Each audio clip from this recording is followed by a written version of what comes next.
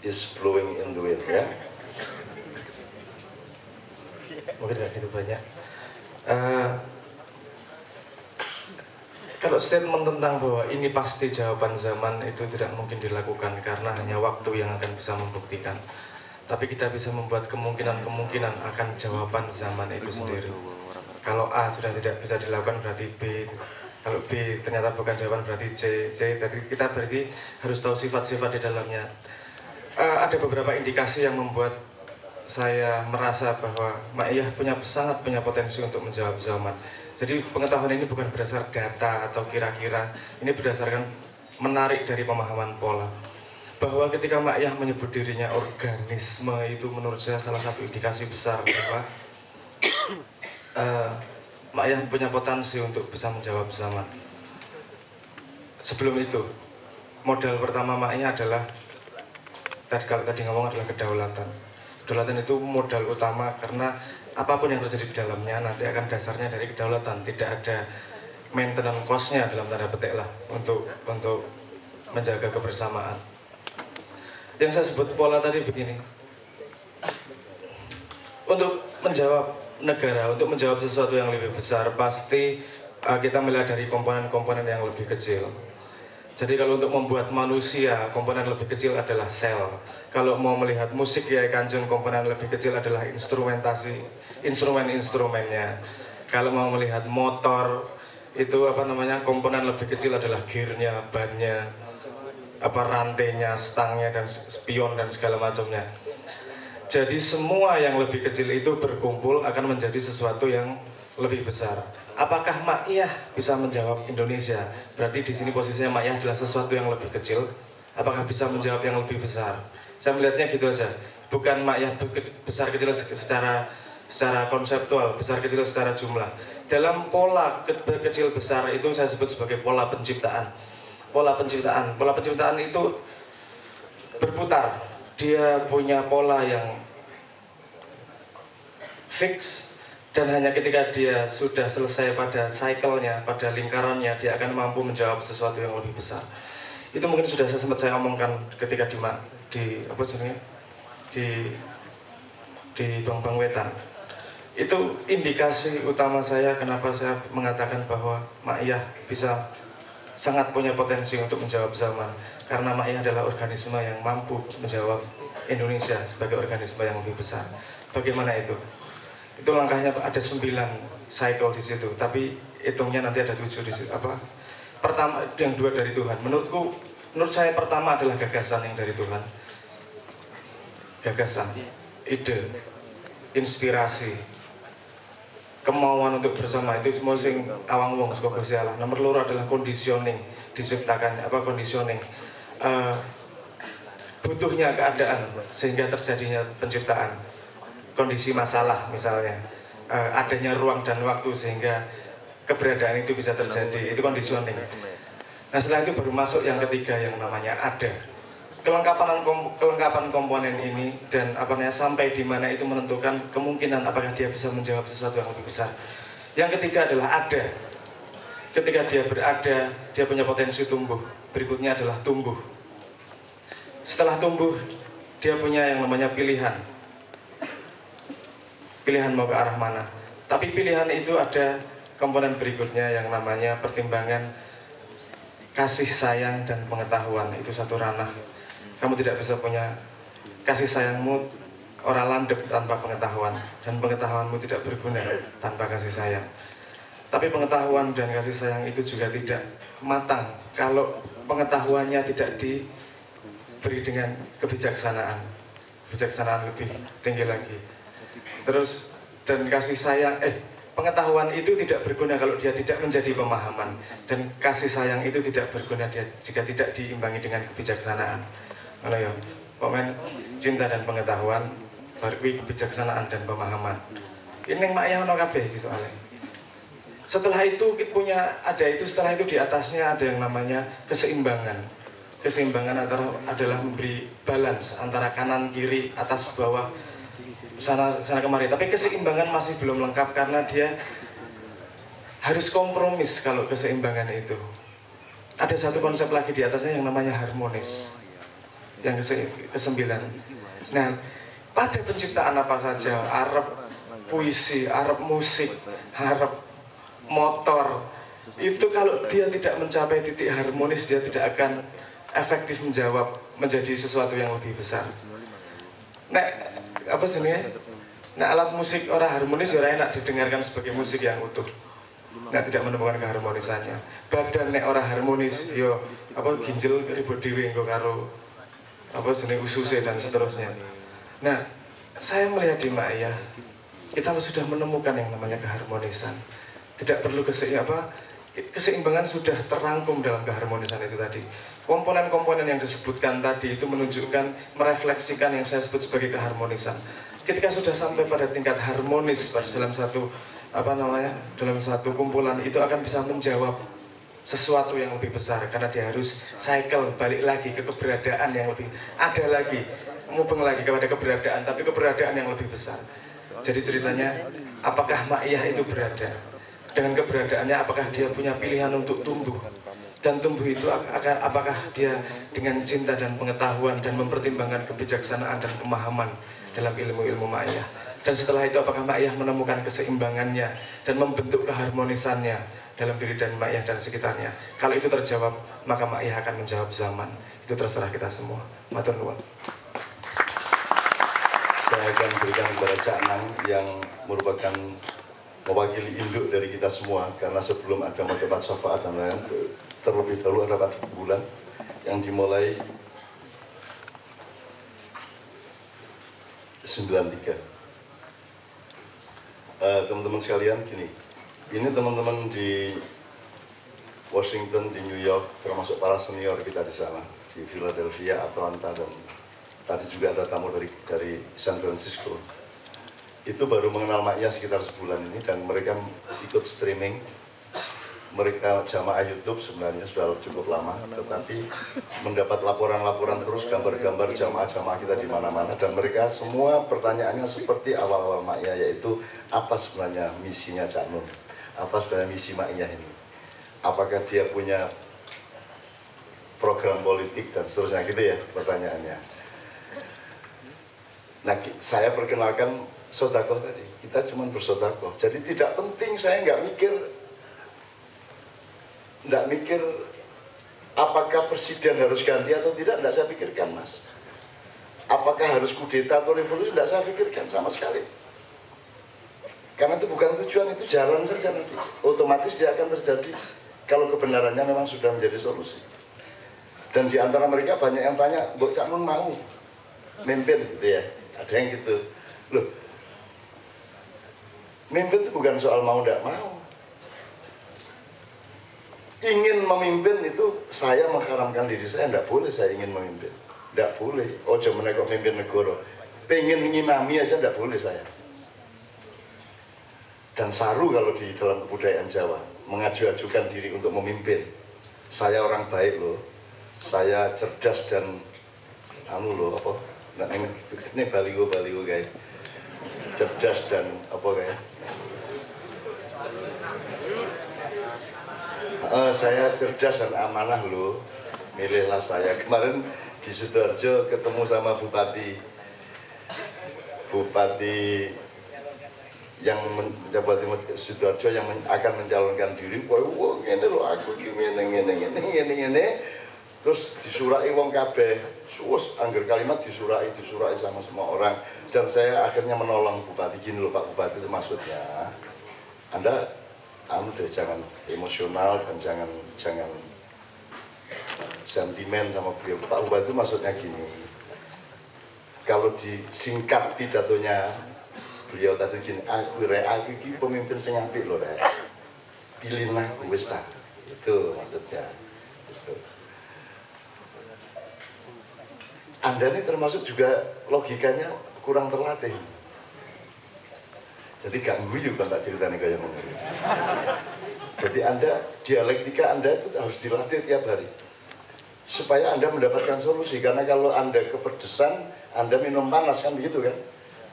Kalau Anda kepanasan, Anda mandi kan gitu. Kalau sekarang ini orang kelaparan dikasih nasi marah kok sekarang.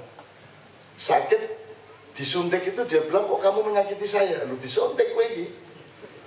Itu orang banyak sekali kehilangan dialektika logis gitu. Nah, sebelum saya kasih Cak Nang, saya ingin mengatakan bahwa tidak penting kok siapa menjadi pemimpin, dan tidak boleh ada di antara kita yang ingin menjadi pemimpin, tidak boleh. Cuma kalau Allah memojokkan dan menyuruhnya, memerintahkannya, itu wajib hukumnya, kan gitu. Dan untuk apa Anda menjadi pemimpin kalau tidak atas perintah Allah? Sebab kalau Anda tidak diperintah oleh Allah, melainkan berdasarkan keinginan Anda sendiri, nanti Anda yang harus melindungi diri Anda sendiri, Anda yang harus memfasilitasi diri Anda sendiri. Kalau Anda diperintah Allah, Anda hamba Allah, Anda buruhnya Allah, Anda budaknya Allah, Anda pesuruhnya Allah, maka Anda difasilitasi dan mendapat perlindungan dari Allah, serta tuntunan untuk melakukan hal-hal yang benar, sebagaimana yang dikehendaki oleh Allah SWT. Oke, terakhir teman sekalian, saya minta Cak Nang. Oke, matur suwun. Assalamualaikum warahmatullahi wabarakatuh. Saya akan mundur ke belakang sedikit. Sampean enak mak ya saiki. Karek gagah, merasa hebat, streaming di mana-mana. Sampai itu sampean kembalikan sekian tahun yang lalu. Isi internet waktu itu fit 100% untuk Cak Nun. Mak iya di sini sih di mana-mana. Pernah baca nggak itu? Itu tahun-tahun sekitar setelah reformasi 9 ya, gitu ya. Jadi waktu itu sampai, maaf ya, awal-awal menggagas ini sebenarnya dibakar apa, kita membuat media komunikasi lewat internet, ada milis, ada segala macam website. Cak Nun itu paling benci dunia maya waktu itu karena isinya memang seperti itu. Kita pun menjadi salah tingkah. Nah, kenapa sekarang apa isinya dunia maya? Kalau boleh disebut bintangnya juga Maya. Kenapa? Apakah karena Maya ini hebat? Kalau saya bukan. Itu kehendak Allah. Apa bisa kita menguasai dunia maya sih dengan cara ilmu komunikasi biasa? Tidak bisa. Itu tanda-tanda ini kehendak Allah atau kehendak pribadi, saya kira di situ salah satunya. Dulu padang bulan misalnya. Padang bulan ini, maaf kalau kurang suka dipotong ya. Ketika menjelang reformasi, wah semua orang datang. Ketika Amin Rais agak berlebihan dan Cak Nun kritis pada Amin Rais, umatnya Amin Rais mundur. Tinggal Gus Dur, umatnya Gus Dur masih memenuhi padang bulan. Ketika Cak Nun juga kritis kepada Gus Dur, mereka agak goyah. Jadi ternyata mereka itu bukan anti ketidakbenaran, tapi hanya anti Soeharto. Kalau dia anti ketidakbenaran, berarti siapapun yang tidak benar harus dilawan, tapi tidak. Akhirnya sampai padang bulan kita liburkan selama 3 bulan, dari 20.000 orang kita mulai lagi padang bulan, tinggal paling 100-200 orang. Bayangan kami waktu itu, wah kita ini kalah. Saya itu sedih jadi wong kalah ya. Tinggal 100-200 orang nggak percaya diri di padang bulan. Sampai saya kayak enak gagah-gagah, merasa maknya kopian gini, bolone oke. Dulu Masya Allah. Proses terus berlanjut. Mas Sabrang atau ponakanku Sabrang ya. Dulu ada yang meneliti momen-momen seperti padang bulan itu adalah waktu yang tepat untuk detoksifikasi, penguraikan racun-racun. Ternyata sekarang bukan hanya padang bulan, racun-racun dalam pikiran kita dalam ma'iyah inilah yang banyak dibongkar. Kalau sampai kita lihat di dunia luar, semua yang terjadi adalah pembusukan-pembusukan. Islam itu sederhana, baik, udah dihias-hias sampai intinya hilang. Menurut yang pernah naik haji, cerita, nduk wukuf itu loh, dunia merenung saya ini istighosah. Ya, masih ngomong ini. Jadi dihias-hias Islam itu dengan segala macam sampai kehilangan intisarinya. Menurut saya salah satu kunci ma'iyah adalah memandang Islam dengan cara sederhana dan mudah dipahami. Itulah yang membuat Rendra kerasan, membuat Bang Fauzi Rizal kerasan. Dan itu karena ada kepercayaan. Jadi Cak Nun menurut saya mampu memotret Islam dengan cara sederhana. Dan kita semua percaya dan nyaman dengan ada Cak Nun. Maka tadi ketika Cak Nun apa tadi? Al-Yauma Akmaltu Lakum, aku nangis. Iki mosok temenan Cak Nun kali pamitan. Oh, Cak Nun. Iki Esa iki. Jangan pamitan. Apapun nilainya iya, kalau nggak ada Cak Nun apa? Tadi saya lihat di layar besar itu Mas Haryo tuh ngomong, Mas Haryo tuh kayak ngomong dua, ngomong kayak ngomong gak ada Cak Nun piye. Nggak ada artinya. Maaf. Tadi saya lihat di belakang apa? Warung itu di bawah meja itu ada rampak, ada olbi, ada ini meni-meni pendekar Ma'iyah tahun 2050 ya ini. Sekarang masih Sabran. Dari sisi itu saya nggak pesimis.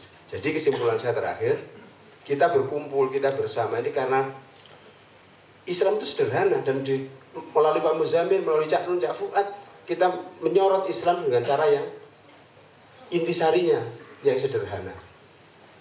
Dan kita mengeluarkan racun-racun dari diri kita. Ketika yang lain terjadi pembusukan, justru kita terjadi pemurnian. Meskipun bukan Islam yang berkemajuan. Maksudnya itulah katanya maju sehari dibandingkan wukuf. Terima kasih. Assalamualaikum warahmatullahi wabarakatuh. Sebenarnya semua yang kami ungkapkan itu tidak mencukupi sama sekali dibanding apa yang ingin kami ungkapkan. Karena begitu komplikatednya situasi-situasi yang harus kita pahami. Saya mohon izin kepada teman-teman untuk memaafkan dan bersabar. Bulan depan kita akan nyicil lagi, karena kita memang harus menjawab, Mas. Mau nggak mau kita harus menjawab. Dan kalau ngomong Islam, yaitu tadi. Karena Islam sudah menipu diri, teman-teman kaum muslimin sudah menipu dirinya sendiri dengan menjadikan Islam itu sebuah label dan organisasi dan bendera. Kan begitu, Bu. Jadi menjadi kata benda, bukan kata kerja dan seterusnya. Kalau soal Indonesia, ujung dari semua pendataan yang kita lakukan itu sederhana. Kita itu nggak saling percaya sekarang. Antara presiden sama wakil presiden aja ngincer satu sama lain. Jangankan lagi antara KPK dengan Polri gitu Mas ya. Kita itu tidak saling percaya dan tidak merasa aman rakyat itu. Nah, jalannya sederhana sebenarnya. Kalau ada pemimpin yang orang merasa aman dan orang merasa percaya untuk melakukan kebaikan-kebaikan, maka semua orang akan berduyun-duyun seperti di surat apa itu? Idza jaa nasrullah wal fath wa ra'aitan nasa yadkhuluna fi dinillahi afwaja, itu akan terjadi. Akan terjadi. Yadkhuluna fi dinillahi afwaja bukan berarti harus semua orang berduyun-duyun masuk Islam. Itu mungkin ya di Amerika, di Eropa ya, di Rusia terutama. Tapi yang saya maksud bukan itu. Yang saya maksud adalah orang berduyun-duyun berani dan merasa aman melakukan kebaikan. Nah sekarang kan tidak aman Anda. Mau berbuat baik itu tidak aman, mau jujur tidak aman, kan gitu. Nah, nanti akan datang suatu situasi dengan kepemimpinan yang tidak perlu bottom up. Bottom up-nya cukup teman-teman Anda ini. Tapi nanti akan terjadi satu fenomena, kalau Allah mengizinkan. Jadi akan ada top down, di mana orang akan benar-benar merasa aman, dan Allah nggak akan tega menurut saya. Wong saya tiap hari ketemu beribu-ribu orang seperti ini di mana-mana, dan saya lihat kalaupun mereka berbuat salah itu karena mereka tidak berbuat salah di tengah situasi yang memang mendorong mereka untuk hanya berbuat salah, untuk berbuat tidak jujur. Dan insya Allah kita sudah memulai situasi-situasi yang terbalik dari itu semua. Nah, sambil Kiai Kanjeng menyiapkan dirinya, barangkali Mas Haryanto ada refleksi lagi setelah mengetahui goal yang saya maksudkan. Terima kasih. Saya sedikit nyambung dari yang Mas Abrang tadi. Jadi setiap zaman punya masalahnya dan pasti ada jawabannya. Dan itu sebagaimana janji Allah, ada penyakit pasti ada obatnya. Meskipun belum didata secara penuh apa yang menjadi beda, apa yang unggul, bukan unggul dalam arti untuk mengungguli dari Ma'iyah, sedikit saya ada keyakinan gini. Kalau tadi Mak Iya sanggup nggak menjawab zaman? Mak Iya sanggup nggak menjadi solutor? Mak Iya bisa nggak untuk keluar dari problem persoalan Indonesia? Pertanyaannya kan seperti itu. Jawaban saya pasti bisa. Karena apa? Bukan berarti di luar Mak Iya tidak ada orang yang melakukan perubahan. Bukan berarti di luar kita, di luar Mak Iya tidak ada orang yang mencari solusi atas permasalahan Indonesia. Tidak. Tapi justru solusi yang mereka berikan bersumber dari racun tadi itu. Jadi jawaban atas persoalan bagi Indonesia yang dilakukan oleh banyak orang itu justru sumber masalah baru. Tapi kita yakin bahwa Mak Iya ini sanggup menjawab persoalan itu. Karena ini memang benar-benar gini, orang lain melakukan sesuatu pasti membutuhkan syarat tertentu. Oke. Orang untuk menyelesaikan masalah Indonesia membutuhkan syarat yang solutif untuk Indonesia. Tapi yang terjadi adalah syarat itu ternyata justru adalah yang merusak Indonesia, kan seperti itu. Tapi tadi dengan logika bahwa Mak Iya bisa melakukan apa saja, karena banyak hal, saya sebut apa saja.